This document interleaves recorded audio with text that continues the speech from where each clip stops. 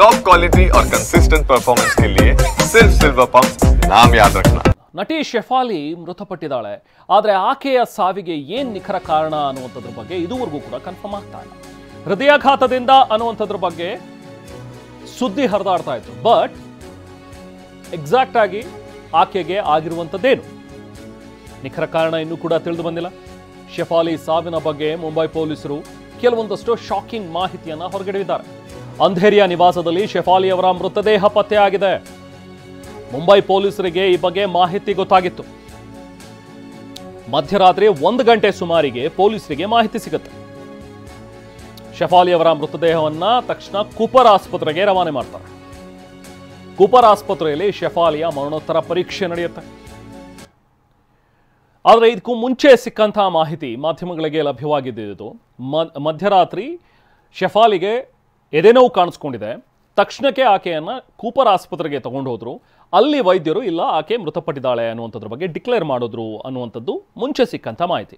ಆದರೆ ಈಗ ಮುಂಬೈ ಪೊಲೀಸರು ಹೇಳ್ತಾ ಇರೋ ಪ್ರಕಾರ ನಮಗೆ ಮಾಹಿತಿ ಬಂತು ಶೆಫಾಲಿ ಅವರಿಗೆ ತೊಂದರೆ ಆಗಿದೆ ಅಥವಾ ಶೆಫಾಲಿ ಮೃತಪಟ್ಟಿದ್ದಾರೆ ಅಂತೇಳಿ. ತಕ್ಷಣಕ್ಕೆ ನಾವು ಅವರ ನಿವಾಸಕ್ಕೆ ಹೋದ್ವಿ.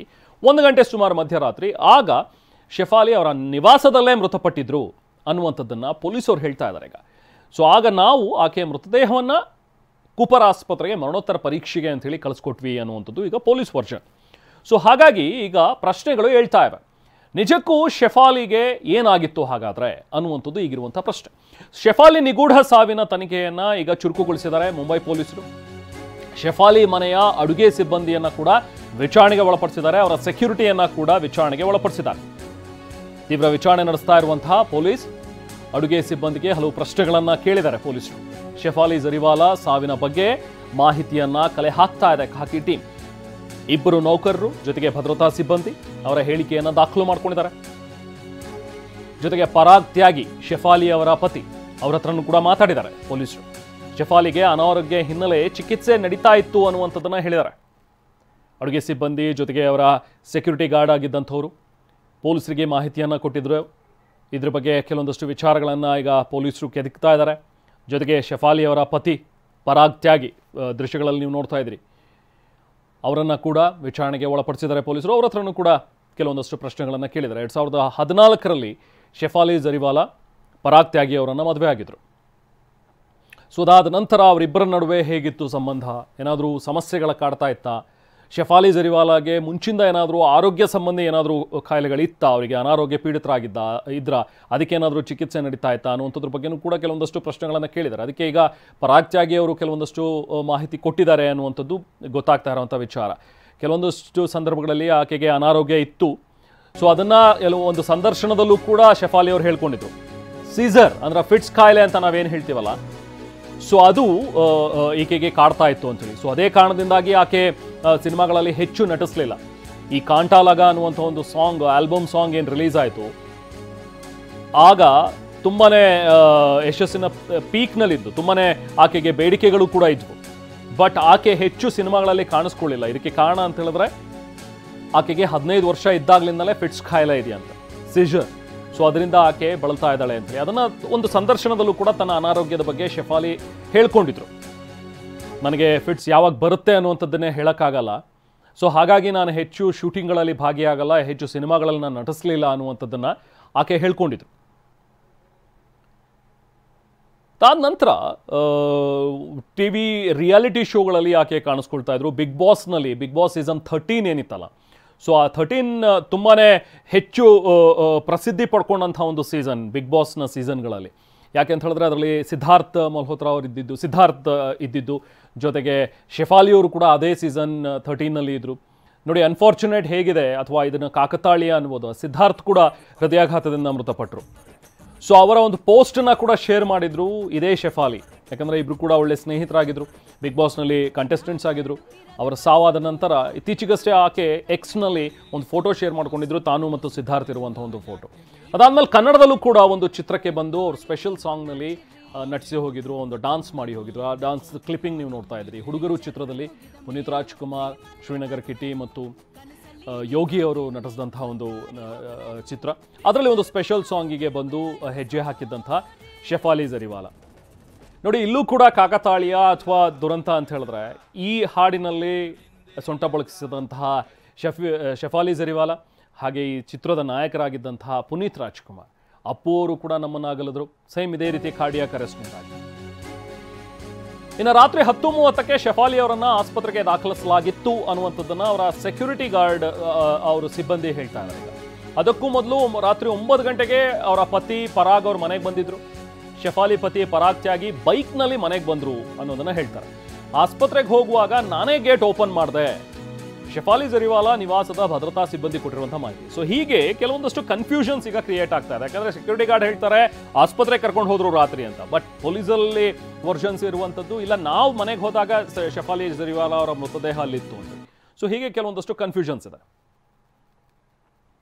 मैं शेफाली जी को नहीं देखा, उसके गाड़ी गई है, मैंने गेट खोल दिया। वही 10 सवा 10 बजे। अच्छा, हाँ। क्या हुआ तो कुछ पता चल पाया? मुझे कुछ पता नहीं, इस चीज का कंफर्म नहीं है मुझे तो 1 बजे रात में पता चला, ये कोई आदमी बोला कि शेफाली जी डेट कर गए। तब वो भी मैं विश्वास नहीं किया था, क्योंकि मैं तो अच्छा भला देख रहा था उसको रोज। तो उसने मोबाइल से फोटो दिखाया कि देखो शेफाली जी शायद डेट कर गए। था उसका कोई यार दोस्त, कोई इधर से आया था मोटरसाइकिल से, तो वो दिखाया था कि वो डेट कर गए हैं शेफाली जी। तो मैं बोला देखो मुझे तो कंफर्म नहीं है इस चीज का, लेकिन आपको कंफर्म करना है तो जाओ ऊपर जाकर पता कर लो। बिल्कुल बिल्कुल। कितने साल से यहाँ रह रहे थे शेफाली जी? तो बोला नहीं अब मैं ऊपर नहीं जाऊंगा, मैं हॉस्पिटल जा रहा हूँ। अच्छा। वो चले गए हॉस्पिटल। भैया मैं शेफाली जी को नहीं देखा, उसके गाड़ी गई है, मैंने ಶಫಾಲಿ ಮನೆಯ ಸೆಕ್ಯೂರಿಟಿ ಗಾರ್ಡ್ನ ಮಾತು. ಅವರು ಕ್ಲಿಯರ್ ಆಗಿ ಹೇಳ್ತಾರೆ, ನಾನು ಗಾಡಿ ಹೋಗಿದ್ದನ್ನು ನೋಡಿದೆ ಸುಮಾರು ಒಂದು 10-10:30 ಸುಮಾರಿಗೆ, ಬಟ್ ಅದರಲ್ಲಿ ಶಫಾಲಿ ಅವ್ರು ಇದ್ರೋ ಇಲ್ವೋ ಅಂತ ನನಗೆ ಗೊತ್ತಿಲ್ಲ ಅಂತ ಹೇಳ್ತಾ ಇದ್ದಾನೆ ಅವನು. ಶಫಾಲಿ ಅವರು ಆ ಕಾರಲ್ಲಿ ಇದ್ರ, ಅವ್ರನ್ನ ಕರ್ಕೊಂಡು ಹೋದ್ರ ಆಸ್ಪತ್ರೆಗೆ ಅನ್ನೋದು ನನಗೆ ಗೊತ್ತಿಲ್ಲ. ಆಕೆ ಸಾವನ್ನಪ್ಪಿದ್ರು ಅನ್ನೋದು ಕೂಡ ನನಗೆ ಗೊತ್ತಾಗಿರಲಿಲ್ಲ. ಯಾರೋ ಒಬ್ರು ಬಂದು ಆಮೇಲೆ ಹೇಳಿದ್ರು ಇಲ್ಲ ಈ ಥರ ಶಫಾಲಿ ಅವರು ಮೃತಪಟ್ಟಿದ್ದಾರೆ ಅಂತೇಳಿ. ಅದು ಮಧ್ಯರಾತ್ರಿ 1 ಗಂಟೆಗೆ ನನಗೆ ಗೊತ್ತಾಗಿದ್ದು ವಿಚಾರ. ಬಟ್ ಯಾವಾಗ ಇಲ್ಲಿಂದ ಹೋದ್ರು, ಅವ್ರ ಗಾಡಿ ಹೋಗಿದ್ದಷ್ಟೇ ನನಗೆ ಗೊತ್ತು, ಬಟ್ ಅದರಲ್ಲಿ ಶಫಾಲಿ ಇದ್ರೋ ಇಲ್ವೋ ಅನ್ನೋದು ನನಗೆ ಗೊತ್ತಿಲ್ಲ ಅನ್ನೋದನ್ನ ಸೆಕ್ಯೂರಿಟಿ ಗಾರ್ಡ್ ಹೇಳ್ತಾರೆ. ಇನ್ನು ಆಸ್ಪತ್ರೆಗೆ ನಟಿ ಶಫಾಲಿ ಸಂಬಂಧಿಕರು ಈಗಾಗಲೇ ಆಗಮಿಸಿದ್ದಾರೆ. ಮುಂಬೈನ ಕೂಪರ್ ಆಸ್ಪತ್ರೆಗೆ ಅವರ ಸಂಬಂಧಿಕರು ಬಂದಿದ್ದಾರೆ. ಶವಾಗಾರಕ್ಕೆ ಬಂದು ಶಫಾಲಿ ಸಂಬಂಧಿಕರು ಅಂತಿಮ ದರ್ಶನವನ್ನು ಪಡಿತಾ ಇದ್ದಾರೆ. ಶಫಾಲಿ ಅವರನ್ನು ನೋಡ್ತಾ ಇದ್ದಾರೆ. ಅವರ ಮೃತದೇಹ ಕೂಪರ್ ಆಸ್ಪತ್ರೆಯಲ್ಲೇ ಇದೆ ಈಗ. ಶಫಾಲಿ ಮೃತದೇಹ ಮರಣೋತ್ತರ ಪರೀಕ್ಷೆ ನಡೆಯುತ್ತೆ. ಅದಾದ ನಂತರ ಹ್ಯಾಂಡ್ ಓವರ್ ಮಾಡ್ತಾರೆ ಅವರ ಸಂಬಂಧಿಕರಿಗೆ. ಬಟ್ ಈಗಿರುವಂಥ ಪ್ರಶ್ನೆ, ಶಫಾಲಿ 41-42 ವರ್ಷ ಅಷ್ಟೇ ವಯಸ್ಸು ಶಫಾಲಿಗೆ. ಫಿಟ್ಸ್ ಕಾಯಿಲೆ ಇತ್ತು, ಅದಕ್ಕೆ ನಾನು ಚಿಕಿತ್ಸೆ ಪಡಿತಾ ಇದ್ದೆ ಅನ್ನುವಂಥದ್ದನ್ನು ಆಕೆನೇ ಹೇಳ್ಕೊಂಡಿದ್ದಾರೆ.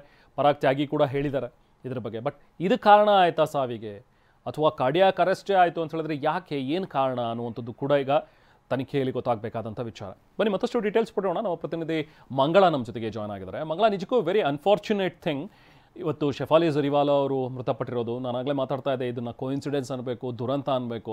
ಅವರಿದ್ದಂತಹ ಸೀಸನ್ 13ನಲ್ಲಿ ಸಿದ್ಧಾರ್ಥ್ ಅವರು ಕೂಡ ಸೇಮ್ ಕಾರ್ಡಿಯಾಕ್ ಅರೆಸ್ಟ್ನಿಂದ ಮೃತಪಟ್ಟರು. ಹುಡುಗರು ಚಿತ್ರದಲ್ಲಿ ನಟಿಸಿದಂತಹ ಶಫಾಲಿ ಜೊತೆಗೆ ಅಪ್ಪು ಸರ್ ಅವರು ಕೂಡ ಹೃದಯಾಘಾತದಿಂದ ಮೃತಪಟ್ಟಿದ್ದು. ಸೊ ಈ ಥರದ ಒಂದಷ್ಟು ಕೋಇನ್ಸಿಡೆನ್ಸ್ಗಳು ಕೂಡ ಇದರಲ್ಲಿ ಆಗಿರುವಂಥದ್ದನ್ನು ನಾವು ನೋಡ್ತಾ ಇದ್ದೀವಿ. ಬಟ್ ಶಫಾಲಿ ಸಾವಿಗೆ ಏನು ನಿಖರ ಕಾರಣ ಅನ್ನುವಂಥದ್ದು ಏನಾದರೂ ಈಗ ಸ್ಪಷ್ಟ ಆಗ್ತಾ ಇದೆಯಾ? ಯಾಕಂದರೆ ಪೊಲೀಸ್ ವರ್ಷನ್ ಒಂದಿದೆ, ಸೆಕ್ಯೂರಿಟಿ ಗಾರ್ಡ್ ಒಂದು ರೀತಿಯಲ್ಲಿ ಮಾತಾಡ್ತಾ ಇದ್ದಾರೆ, ಕೆಲವೊಂದಷ್ಟು ಗೊಂದಲಗಳು ಕೂಡ ಮೂಡ್ತಾ ಇವೆ. ಮಂಗಳ, ಏನು ಕ್ಲಾರಿಟಿ ಇದೆ ಈಗ ಇದ್ರ ಬಗ್ಗೆ? ರೆಹಮಾನ್, ಫಸ್ಟ್ ಇನಿಷಿಯಲಿ ಏನು ಅಂದರೆ ಹಾರ್ಟ್ ಅಟ್ಯಾಕ್ನಿಂದ ಶಫಾಲಿ ಜರಿವಾಲಾ ಅವರು ನಿಧನರಾಗಿದ್ದಾರೆ ಅಂತ ಹಾಸ್ಪಿಟಲ್ ಮೂಲಗಳಿಂದನೇ ಮಾಧ್ಯಮಗಳಿಗಾಗಿರ್ಬೋದು ಕೆಲವ್ರಿಗಾಗಿರ್ಬೋದು ಸುದ್ದಿ ತಲುಪುತ್ತೆ. ಸೊ ಅದಾದ ನಂತರ ಯಾವಾಗ 1 ಗಂಟೆಗೆ ಪೊಲೀಸರಿಗೆ ಈ ಇನ್ಫಾರ್ಮೇಷನ್ ಸಿಗುತ್ತೆ ಶಫಾಲಿ ಜರಿವಾಲಾ ಅವರು ನೋ ಮೋರ್ ಅಂತ. ಸೊ ಅವರು ಇನ್ವೆಸ್ಟಿಗೇಷನನ್ನು ಸ್ಟಾರ್ಟ್ ಮಾಡ್ಕೊಳ್ತಾರೆ. ಸೊ ಅವರು ಇನ್ವೆಸ್ಟಿಗೇಷನಲ್ಲಿ ಅವ್ರಿಗೆ ಹಾರ್ಟ್ ಅಟ್ಯಾಕ್ ಆಗಿರುವಂತೆ ಕಾಣಿಸೋದಿಲ್ಲ. ಹೀಗಾಗಿ ಅವರು ಅನ್ಕ್ಲಿಯರ್ ಅನ್ನೋದನ್ನ ಅವರು ಹೇಳ್ತಾರೆ. ಅಂದರೆ ನಮಗಿನ್ನ ಈ ಸಾವಿಗೆ ನಿಖರ ಒಂದು ಕಾರಣ ತಿಳಿದು ಬಂದಿಲ್ಲ. ಸೊ ಕೆಲವೊಂದು ಅನುಮಾನಗಳಿದೆ, ಕೆಲವೊಂದು ಗೊಂದಲಗಳಿದೆ ಅನ್ನೋ ಒಂದು ಕಾರಣಕ್ಕೆ. ಇನ್ನೊಂದು ನಟಿಯರು ಈ ತರ ಏನಾದರೂ ಸಾವನ್ನಪ್ಪಿದಾಗ ಅಫ್ಕೋರ್ಸ್ ಪೊಲೀಸರು ಅಷ್ಟು ಬೇಗ ಇದನ್ನ ಒಂದು ಎಕ್ಸಾಕ್ಟ್ ಆಗಿ ಒಂದು ಕಾರಣ ಕೊಡೋದಿಲ್ಲ. ಯಾಕಂದ್ರೆ ಇವ್ರು ಹಾರ್ಟ್ ಅಟ್ಯಾಕ್ ನಿಂದನೇ ನಿಧನ ಆಗ ಮುಂದೆ ಏನಾದರೂ ಸಮಸ್ಯೆಗಳು ಬರ್ಬೋದು ಅನ್ನೋ ಒಂದು ಕಾರಣಕ್ಕೆ ಅಫ್ಕೋರ್ಸ್ ಅವ್ರು ಏನು ಮಾಡಬೇಕೋ ತನಿಖೆ ಅದನ್ನ ಮಾಡೇ ಮಾಡ್ತಾರೆ. ಸೊ ಅದರಂತೆ ಈಗ ಒಂದಷ್ಟು ತನಿಖೆಗಳನ್ನ ಮಾಡ್ತಿರುವಂಥದ್ದು. ಈಗ ಆಲ್ರೆಡಿ ಪೊಲೀಸರು ರಾತ್ರಿ 1 ಗಂಟೆಯಿಂದನೇ ಅವರ ಅಂದರೆ ಶಫಾಲಿ ಜರಿವಾಲಾ ಅವರಿದ್ದ ಅಂಧೇರಿ ಅಪಾರ್ಟ್ಮೆಂಟ್ಗೆ ತೆರಳಿ ಅಲ್ಲಿ ಇನ್ವೆಸ್ಟಿಗೇಷನ್ ಅನ್ನ ಸ್ಟಾರ್ಟ್ ಮಾಡ್ಕೊಂಡಿರುವಂಥದ್ದು. ಸೊ ಪರಾಗ್ ತ್ಯಾಗಿ ಅವರು ಕೂಡ ರಾತ್ರಿ ಎಲ್ಲ ಹಾಸ್ಪಿಟಲ್ನಲ್ಲೇ ಇದ್ರು. ಏನು ಕೂಪರ್ ಹಾಸ್ಪಿಟಲ್ನಲ್ಲಿ ರಾತ್ರಿ 1 ಗಂಟೆಗೆ ಅವರು ಅವ್ರನ್ನ ಕರ್ಕೊಂಡು ಹೋದ್ರು ಪೋಸ್ಟ್ ಮಾರ್ಟಮ್ ಮಾಡಿಸೋದಕ್ಕೆ. ಸೊ ಅವಾಗಿಂದ ಅವ್ರು ಅಲ್ಲೇ ಇದ್ದು, ತಿರ್ಗಾ ಬೆಳಗ್ಗೆ ಏನು ಪೊಲೀಸ್ ಇನ್ವೆಸ್ಟಿಗೇಷನ್ ಕರೆದಾಗ, ಯಾಕಂದರೆ ಫೋರೆನ್ಸಿಕ್ ಟೀಮ್ ಕೂಡ ಬಂದಿತ್ತು ಅವ್ರ ಮನೆಗೆ. ಸೊ ಹೀಗಾಗಿ ಅವರು ಕೂಡ ತನಿಖೆಯಲ್ಲಿ ಭಾಗಿಯಾಗಿರುವಂಥದ್ದು. ಅಲ್ಲಿನ ಯಾರೆಲ್ಲ ಇದ್ದಾರೆ ಶಫಾಲಿ ಅವರ ಮನೆಯಲ್ಲಿ, ಸೊ ಅವ್ರನ್ನೆಲ್ಲರೂ ತನಿಖೆಗೊಳಪಡಿಸಿರುವಂಥದ್ದು. ಸದ್ಯಕ್ಕೆ ಅವ್ರ ಮನೆ ಸೆಕ್ಯೂರಿಟಿ ಗಾರ್ಡ್ ಇರ್ಬೋದು, ಜೊತೆಗೆ ಕುಕ್ ಇರ್ಬೋದು, ಸೊ ಅವ್ರನ್ನೆಲ್ಲ ಇನ್ವೆಸ್ಟಿಗೇಷನ್ ಮಾಡ್ತಿರುವಂಥದ್ದು. ಯಾಕಂದರೆ ಏನಾಯಿತು ಆ್ಯಕ್ಚುಲಿ, ಯಾಕಂದರೆ ಪರಾಗ್ ತ್ಯಾಗಿ ಅವರು ಕೂಡ ಮನೆಯಲ್ಲಿರಲಿಲ್ಲ. ರಾತ್ರಿ 9 ಗಂಟೆಗೆ ಅವರು ಕೂಡ ಮೋಟಾರ್ ಸೈಕಲ್ನಿಂದ ಬಂದಿದ್ದಾರೆ ಅಂತ ಹೇಳ್ಬಿಟ್ಟು ಸೆಕ್ಯೂರಿಟಿ ಗಾರ್ಡ್ ಹೇಳಿರುವಂಥದ್ದು. ಸೊ ಅದಾದ ನಂತರ 10 ಅವರು ಹಾಸ್ಪಿಟಲ್ಗೆ ಇದ್ದಕ್ಕಿದ್ದಾಗೆ ಅವ್ರನ್ನ ಕರ್ಕೊಂಡು ಹೋಗ್ತಾರೆ. ಸೊ ಅದಾದ ನಂತರ ಗೊತ್ತಿರುವಂಥದ್ದೇ ಅವರು ಹಾರ್ಟ್ ಅಟ್ಯಾಕ್ನಿಂದ ನಿಧನ ಅಂತ ಹೇಳಲಾಗುತ್ತೆ. ಸೊ ಹೀಗಾಗಿ ಯಾರಿಗೂ ಕೂಡ ಎಕ್ಸಾಕ್ಟ್ಲಿ ಏನಾಗಿದೆ ಅನ್ನೋದು ಗೊತ್ತಿಲ್ಲ. ಈ ಕಳೆದ ಒಂದಷ್ಟು ಅವರ ಇಂಟರ್ವ್ಯೂಗಳನ್ನ ನೋಡಿದಾಗ ಶಫಾಲಿ ಜರಿವಾಲ ಹೇಳ್ಕೊಂಡಿರುವಂಥದ್ದು, ನನಗೆ 15 ವರ್ಷದಲ್ಲೇ ಪಿಟ್ಸ್ ಕಾಯಿಲೆ ಇತ್ತು. ಸೊ ಅದಾದ ನಂತರ ನಾನು ಒಂದಷ್ಟು ಆಂಗ್ಸೈಟಿ, ಸ್ಟ್ರೆಸ್, ಹಾಗೆ ಡಿಪ್ರೆಷನ್ನಲ್ಲೂ ಕೂಡ ಸ್ವಲ್ಪ ದಿನ ಇದ್ದೆ. ಸೊ ಇದೆಲ್ಲದರಿಂದನೂ ನಾನು ಬಳಲ್ತಿದ್ದೆ ಅನ್ನೋ ಒಂದು ಮಾಹಿತಿನ ಕೂಡ ಅವರು ಹೇಳ್ಕೊಂಡಿರುವಂಥದ್ದು. ಸೊ ಹೀಗಾಗಿ ಏನಾಗಿದೆ ಅನ್ನೋದು ಗೊತ್ತಿಲ್ಲ. ನಾವು ವಿಜುವಲ್ಸ್ ಅಲ್ಲಿ ನೋಡಿದಾಗ ಅಲ್ಲಿ ಪಾಪರಾಜಿಸ್ ಕೂಡ ಬಂದೆ. ಈ ವಿಚಾರವಾಗಿ ನಾನು ಮಾತಾಡ್ತೀನಿ ಮಂಗಳ. ಇನ್ನೊಂದಷ್ಟು ಡೀಟೇಲ್ಸ್ ಸಿಗ್ತಾ ಇರುವಂಥದ್ದು, ಶಫಾಲಿ ಸಾವಿಗೂ ಮುನ್ನ ಅಂಧೇರಿ ಮನೆಯಲ್ಲಿ ಹಾಗಾದ್ರೆ ಏನಾಯ್ತು ಅನ್ನೋದು ಪ್ರಶ್ನೆ. ರಾತ್ರಿ 9 ಗಂಟೆಯಿಂದ 10:30 ನಡುವೆ ಏನು ನಡೆದಿದೆ ಹಾಗಾದ್ರೆ ಮನೆಯಲ್ಲಿ? ಶಫಾಲಿಗೆ ಹೃದಯಾಘಾತ ಆಗಿರೋ ಬಗ್ಗೆ ಅಧಿಕೃತ ಮಾಹಿತಿಯನ್ನು ಕೂಡ ಡಾಕ್ಟರ್ಗಳು ಕೂಡ ಅದನ್ನು ಹೇಳಿಲ್ಲ. ಇನ್ನು ಶಫಾಲಿ ಸಾವಿಗೂ ಮುನ್ನ ಹಾಗಾದರೆ ಅಂಧೇರಿ ಮನೇಲಿ ಏನು ನಡೀತು ಅನ್ನುವಂಥದ್ದನ್ನು ಇಲ್ಲಿ ಕೆಲವೊಂದಷ್ಟು ವಿಚಾರಗಳನ್ನು ನಾವಿಲ್ಲಿ ಮಾತಾಡ್ತಾ ಹೋಗಬೇಕು. ನೋಡಿ, ಕಳೆದ 5-6 ವರ್ಷಗಳಿಂದ ಈಕೆ ಚಿಕಿತ್ಸೆ ಪಡಿತಾ ಇದ್ರು ಕೆಲವೊಂದಷ್ಟು ವಿಚಾರಗಳಿಗೆ ಸಂಬಂಧಪಟ್ಟಂತೆ, ಅನಾರೋಗ್ಯ ಸಂಬಂಧಕ್ಕೆ ಅಂತ ಹೇಳಿ ಹೇಳ್ತಾರೆ. ಏನು ಚಿಕಿತ್ಸೆ? ಆಂಟಿ ಏಜಿಂಗ್ ಚಿಕಿತ್ಸೆ ಪಡಿತಾ ಇದ್ರು ಅನ್ನುವಂಥದ್ದು. 5-6 ವರ್ಷಗಳಿಂದ ಇವರು ಆಂಟಿ ಏಜಿಂಗ್ ಚಿಕಿತ್ಸೆಯನ್ನು ಪಡಿತಾ ಇದ್ರಂತೆ. ಸೊ ಅದೇನಾದರೂ ಸಮಸ್ಯೆ ಕಾಣುವಾಯ್ತಾ? ವೈಟಮಿನ್ ಸಿ, ಗ್ಲುಟಾಥಿಯನ್ ಅನ್ನುವಂಥ ಒಂದು ಔಷಧಿಯನ್ನು ಕೂಡ ಇವರು ತಗೊಳ್ತಾ ಇದ್ರು. ಆದರೆ ಈ ವೈಟಮಿನ್ ಸಿ ಮತ್ತು ಗ್ಲುಟಾಥಿಯನ್ ಅನ್ನುವಂಥ ಒಂದು ಔಷಧಿ ಅದೆಷ್ಟು ಮಾರಕವಾಯ್ತಾ ಇವರಿಗೆ? ಚರ್ಮ ಸುಕ್ಕಾಗಬಾರ್ದು ಅನ್ನುವಂಥ ಒಂದು ರೀತಿಯಲ್ಲಿ, ಅದಕ್ಕೋಸ್ಕರ ಆ ಕಾರಣದಿಂದಾಗಿ ಇವರು ಔಷಧಿಯನ್ನು ತಗೊಳ್ತಾ ಇದ್ರು ಅಂತ. ಆದರೆ ಹೃದಯ ಸಂಬಂಧಿ ಕಾಯಿಲೆಗೆ ಯಾವುದೇ ರೀತಿಯ ಔಷಧಿ ಇವರು ತಗೊಳ್ತಾ ಇರಲಿಲ್ಲ. ಇವರಿಗೆ ಆ ಥರದ ಹೃದಯ ಸಂಬಂಧಿ ಕಾಯಿಲೆ ಏನು ಇರಲಿಲ್ಲ ಅನ್ನುವಂಥದ್ದನ್ನು ಅವರ ಸಂಬಂಧಿಕರು ಹೇಳ್ತಾರೆ. ಬಟ್ ಈಗ ಇದ್ದಿದ್ದು ಫಿಟ್ಸ್ ಕಾಯಿಲೆ, ಅಂದರೆ ಸಿಜರ್, ಸುಮಾರು 15 ವರ್ಷ ಈಕೆಗೆ ಇರುವಾಗಲಿಂದಲೇ ಆ ಕಾಯಿಲೆ ಇದೆ ಅನ್ನುವಂಥದ್ದು. ಸೊ ಜೊತೆಗೆ ಆ್ಯಂಟಿ ಏಜಿಂಗ್ನ ಒಂದು ಟ್ಯಾಬ್ಲೆಟ್ಸನ್ನು ಅದನ್ನು ತಗೊಳ್ತಾ ಇದ್ರು ಅಂತ. ಸೊ ಇದೆಲ್ಲವೂ ಕೂಡ ಏನಾದರೂ ಕಾರಣ ಆಯ್ತಾ ಹೃದಯಾಘಾತಕ್ಕೆ ಅನ್ನುವಂಥದ್ದು ಕೂಡ ಈಗಿರುವಂಥ ಪ್ರಶ್ನೆ. ಸೊ ಇನ್ನೇನು ಕೆಲವೇ ಕ್ಷಣಗಳಲ್ಲಿ ಶಫಾಲಿ ಅವರ ಮರಣೋತ್ತರ ಪರೀಕ್ಷೆಯನ್ನು ಕೂಡ ನಡೆಸಲಾಗುತ್ತೆ. ಮರಣೋತ್ತರ ಪರೀಕ್ಷೆಯನ್ನು ವೈದ್ಯರು ನಡೆಸಿ ನಂತರ ಆ ರಿಪೋರ್ಟ್, ಪೋಸ್ಟ್ಮಾರ್ಟಮ್ ರಿಪೋರ್ಟ್ ಏನು ಬರುತ್ತೆ ಅನ್ನುವಂಥದ್ದು ಬಹಳ ಕುತೂಹಲ. ಕೂಪರ್ ಆಸ್ಪತ್ರೆಯಲ್ಲೇ ಶಫಾಲಿ ಅವರ ಮೃತದೇಹ ಇದೆ. ಈಗ ನೆಕ್ಸ್ಟ್ ಪೋಸ್ಟ್ಮಾರ್ಟಮ್ ಆಗುತ್ತೆ. ಪೋಸ್ಟ್ಮಾರ್ಟಮ್ ಆದ ನಂತರ ಡೀಟೇಲ್ಸ್ ಗೊತ್ತಾಗಬೇಕು. ಎಸ್, ನಮ್ಮ ಪ್ರತಿನಿಧಿ ಮಂಗಳ ನಮ್ಮ ಜೊತೆಗೆ ಮಾತಾಡ್ತಾ ಇದ್ರು. ಮಂಗಳ, ನೀವು ಹೇಳ್ತಾ ಇದ್ರಿ ಹೇಗಾಗಿರಬಹುದು, ಏನು ನಡೆದಿರಬಹುದು ಅನ್ನುವಂಥದ್ರ ಬಗ್ಗೆ. ಇಟ್ಸ್ ಆಲ್ ಸ್ಪೆಕ್ಯುಲೇಷನ್ಸ್, ಯಾಕಂದರೆ ಇನ್ನೂ ಕೂಡ ನಿಖರವಾದಂಥ ಒಂದು ಮಾಹಿತಿ ಲಭ್ಯವಾಗಬೇಕಾಗಿದೆ. ಬಟ್ ಗೊತ್ತಾಗ್ತಿರುವಂಥ ವಿಚಾರ ಅಂದರೆ ಈಕೆ ಆ್ಯಂಟಿ ಏಜಿಂಗಿಗೆ, ಅಂದರೆ ಚರ್ಮ ಸುಕ್ಕಾಗಬಾರ್ದು, ಇನ್ನು ಯಂಗಾಗೇ ಕಾಣಬೇಕು ಅನ್ನುವಂಥ ಒಂದು ನಿಟ್ಟಿನಲ್ಲಿ ಕೆಲವೊಂದಷ್ಟು ಔಷಧಗಳನ್ನು ತಗೊಳ್ತಾ ಇದ್ರು ಅಂತ. ಬಟ್ ಅದೇನಾದರೂ ಲೀಡ್ ಆಯ್ತಾ ಹಾರ್ಟ್ ಅಟ್ಯಾಕಿಗೆ ಅನ್ನುವಂಥದ್ದು ಕೂಡ ಕೆಲವೊಂದಷ್ಟು ಪ್ರಶ್ನೆಗಳಷ್ಟೇ. ಇನ್ನೂ ಅದಕ್ಕೆ ಎಕ್ಸಾಕ್ಟ್ ಆಗಿ ಕ್ಲಾರಿಟಿ ಸಿಗಬೇಕಾಗಿದೆ ಮಂಗಳ. ಅಫ್ಕೋರ್ಸ್ ರೆಹಮಾನ್, ಅದು ಒಂದು ಕಾರಣ ಇರ್ಬೋದು. ಯಾಕಂದರೆ ನಟಿಯರು ಅಂತ ಅಂದಾಗ ತಮ್ಮ ಸ್ಕಿನ್ ಬಗ್ಗೆ ಆಗಿರ್ಬೋದು, ಫಿಸಿಕ್ ಬಗ್ಗೆ ಆಗಿರ್ಬೋದು ತುಂಬಾ ಕಾನ್ಸಂಟ್ರೇಟ್ ಮಾಡ್ತಿರ್ತಾರೆ. ಸೊ ನಾವು ನೋಡಿದಾಗ 2000ರಲ್ಲಿ ಅವ್ರದ್ದು ಕಾಂಟಲಾಗ ಹಾಡು ಬರೋದು, ಅದರಲ್ಲಿ ಅವರು ಸೊಂಟ ಬಳಸಿದ್ರು, ಸಕ್ಕತ್ತಾಗಿತ್ತು, ತುಂಬಾ ಫೇಮಸ್ ಆಗಿದ್ರು ಪ್ಯಾನ್ ಇಂಡಿಯಾ ಲೆವೆಲ್ನಲ್ಲಿ. ಸೊ 2000ರಲ್ಲಿ ಅವ್ರನ್ನ ಯಾವ ಥರ ನೋಡಿದ್ರು ಆಡಿಯನ್ಸು, ಇವತ್ತಿಗೂ ಕೂಡ ಶಫಾಲಿ ಜರಿವಾಲ ಅವರು ಅದೇ ಥರ ಇರುವಂಥದ್ದು. ಈವನ್ ಎಕ್ಸಾಕ್ಟ್ಲಿ ನಾನು ಕೂಡ ಅಂದ್ಕೊಳ್ತಾ ಇದ್ದೆ, ಏನು ಇಷ್ಟೊಂದು ಇವರು 42 ಏಜ್ ಆಗಿದೆ, ಇಷ್ಟೊಂದು ಸ್ಲಿಮ್ ಆಗಿದ್ದಾರೆ, ಇಷ್ಟೊಂದು ಬ್ಯೂಟಿಫುಲ್ ಆಗಿದ್ದಾರೆ, ಇಷ್ಟು ಚೆನ್ನಾಗಿದ್ದಾರಲ್ಲಪ್ಪ ಅಂತ ಹೇಳ್ಬಿಟ್ಟು. ಸೊ ನೋಡ್ತಿದ್ರೆ ಅವರು ಈ ಥರದ್ದೆಲ್ಲ ಒಂದಷ್ಟು ಚಿಕಿತ್ಸೆ ಪಡೆದುಕೊಳ್ತಿದ್ರು ಅಂತ ಅನಿಸುತ್ತೆ ಅನ್ನೋದು ಈಗ ಗೊತ್ತಾಗುತ್ತೆ. ಯಾಕಂದರೆ ಅವರು ಪಂಕಜ ಹಾಡಿಗೂ ಕರ್ನಾಟಕಕ್ಕೆ ಬಂದಾಗಲೂ ಯಾವ ಥರ ಇದ್ರೋ ಇವತ್ತಿಗೂ ಕೂಡ ಅದೇ ಥರ ಅವರು ಬ್ಯೂಟಿ ಮತ್ತು ಅವರ ಒಂದು ಫಿಸಿಕ್ ಏನಿದೆ ಅದನ್ನು ಮೇಂಟೈನ್ ಮಾಡಿರುವಂಥದ್ದು. ಪ್ರತಿದಿನ ವರ್ಕೌಟ್ ಕೂಡ ಮಾಡ್ತಾಯಿದ್ರು. ಜೊತೆಗೆ ಅಫ್ಕೋರ್ಸ್ ಈ ನಟಿಯರು ಚರ್ಮ ಸುಕ್ಕಾಗಬಾರ್ದು ಅಂತ ಹೇಳ್ಬಿಟ್ಟು ಈ ಥರದ್ದೊಂದು ಅಷ್ಟು ವಿಟಮಿನ್ ಸಿ ಟ್ಯಾಬ್ಲೆಟ್ ತಗೊಳ್ಳೋದಾಗಿರಲಿ, ಈ ಥರ ಆ್ಯಂಟಿ ಏಜಿಂಗ್ ಸ್ಕಿನ್ಗೆ ಏನೆಲ್ಲ ಒಂದಷ್ಟು ಟ್ರೀಟ್ಮೆಂಟ್ ತಗೋಬೇಕು ಅಂತ ಇರುತ್ತಲ್ಲ, ಅದನ್ನೆಲ್ಲ ಅವರು ಫಾಲೋ ಮಾಡ್ತಿರ್ತಾರೆ. ಸೊ ಅದು ಒಂದು ರೀತಿ ಕಾರಣ ಆಗ್ಬೋದು. ಯಾಕಂದರೆ ಈಗ ಬರ್ತಿರೋ ಒಂದಷ್ಟು ಕಾಯಿಲೆಗಳು ಯಾವುದು ಹೇಗೆ ಎಲ್ಲಿ ಯಾವ ಥರ ಲಿಂಕ್ ಆಗುತ್ತೆ ಅನ್ನೋದು ಹೇಳೋದಕ್ಕೆ ಆಗೋದಿಲ್ಲ. ಆ ಟ್ಯಾಬ್ಲೆಟಲ್ಲಿ ಏನಾದರೂ ಹಾರ್ಟ್ ಅಟ್ಯಾಕ್ ಆಗೋ ಲಕ್ಷಣಗಳಿದ್ರೆ ಅಂದರೆ ಒಂದಷ್ಟು ಅಡ್ವಾಂಟೇಜಸ್ ಡಿಸ್ಅಡ್ವಾಂಟೇಜಸ್ ಇದ್ದೇ ಇರುತ್ತೆ ಟ್ರೀಟ್ಮೆಂಟ್ಗಳಲ್ಲಿ. ಸೊ ಅದು ಒಂದು ರೀತಿ ಕಾರಣ ಆಗಿರ್ಬೋದು ರೆಹಮಾನ್. ಸದ್ಯಕ್ಕೆ ಮರಣೋತ್ತರ ಪರೀಕ್ಷೆಯಲ್ಲಿ ಗೊತ್ತಾಗುತ್ತೆ ಅವ್ರಿಗೆ ಹಾರ್ಟ್ ಅಟ್ಯಾಕೇ ಆಗಿದೆಯಾ, ಅದರ್ವೈಸ್ ಬೇರೆ ಕಾರಣಗಳಿಂದ ಏನಾದರೂ ಅವರು ಸಾವನ್ನಪ್ಪಿದಾರಾ ಅನ್ನೋದು ಕೆಲವೇ ಕ್ಷಣಗಳಲ್ಲಿ ಗೊತ್ತಾಗಲಿದೆ ರೆಹಮಾನ್. ಥ್ಯಾಂಕ್ ಯು ಮಂಗಳ.